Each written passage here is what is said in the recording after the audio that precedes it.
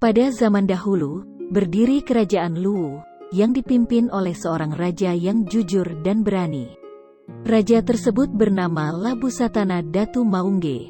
Beliau akrab dipanggil Raja atau Datu Luwu. Sang raja bernama Datu Luwu ini memiliki seorang anak perempuan cantik, yang bernama Putri Tandampalik. Kecantikannya sangat tersohor, perilakunya juga sangat anggun dan berwibawa. Kecantikan dan perilakunya tersebut pun, akhirnya sampai terdengar di kerajaan Bon. Raja Bon yang mendengar kabar, bahwa ada seorang anak raja yang cantik rupawan, dan berperilaku baik tersebut, tertarik untuk melamar sang putri dengan anaknya. Hal tersebut nyatanya membuat Datu Luwu merasa bimbang, sebab pada masa itu tidak dibenarkan menikah dengan pemuda dari negeri lain, atau kerajaan lain. Namun, jika lamaran tersebut ditolak, Datu Luwu merasa khawatir, di mana akan terjadi perang antara rakyat dan kerajaan, yang menyebabkan rakyat menjadi menderita. Akhirnya untuk menghindari adanya konflik, Datu Luwu pun menerima pinangan untuk anaknya, dari sang putra mahkota dari kerajaan Bon. Hanya saja sebelum pernikahan tersebut digelar, ada sebuah tragedi yang menimpa sang putri. Sekujur tubuh sang putri mengeluarkan cairan kental yang menjijikkan, dan akhirnya Putri Tandampalik pun diungsikan ke sebuah pulau, yang bernama Pulau Wajo.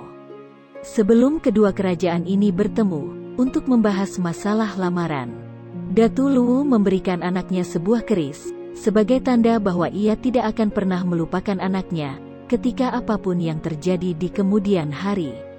Di pulau terpencil tersebut yang menjadi tempat baru bagi sang putri, ia duduk di tepian danau. Ketika sedang asik duduk, tiba-tiba ada seekor kerbau yang menghampirinya. Kerbau itu menjilati kaki sang putri.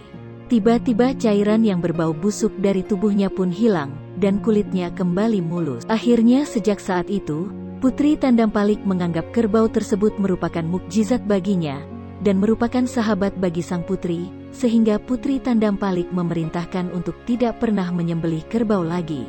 Meski kondisinya sudah sembuh, namun saat itu sang putri masih belum kembali ke kerajaan. Di suatu malam ketika putri tidur, Putri Tandampalik bermimpi bertemu dengan seorang pria tampan. "Siapa namamu dan mengapa kamu ada di pulau ini?" Kemudian sang putri menceritakan semuanya, dan bertanya kepada pemuda itu, "Siapakah kau dan dari manakah asalmu?" Sang pemuda tidak menjawab, dan balik bertanya, "Maukah kau menjadi istriku?" Belum terjawab, sang putri terbangun dari tidurnya. Di sisi lain, sang putra mahkota kerajaan Bon, sedang asyik berburu di hutan, dan akhirnya terpisah dari rombongannya. Sang putra mahkota pun tersesat, dan karena sudah merasa kondisinya semakin malam, sehingga belum juga menemukan rombongannya, dia pun memutuskan berteduh di sebuah rumah di hutan tersebut. Ternyata, rumah itu merupakan rumah yang dihuni oleh Putri Tandampalik. Namun, sang putra mahkota saat itu belum tahu, kalau sang putri merupakan gadis yang dijodohkan dengannya. Di sisi lain, ketika melihat sang pemuda, Putri Tandampalik merasa pernah bertemu dengannya. Putri Tandampalik pun ingat, bahwa pemuda tersebut merupakan seseorang yang hadir di mimpinya semalam. Akhirnya mereka pun akrab sejak saat itu. Suatu hari, Putri Tandampalik pulang ke kerajaannya, karena merasa sudah sembuh, begitu pula dengan putra mahkota. Sang putra mahkota pun mengungkap kepada ayahnya, bahwa di hutan dia jatuh hati dengan seorang putri, dan ingin meminangnya.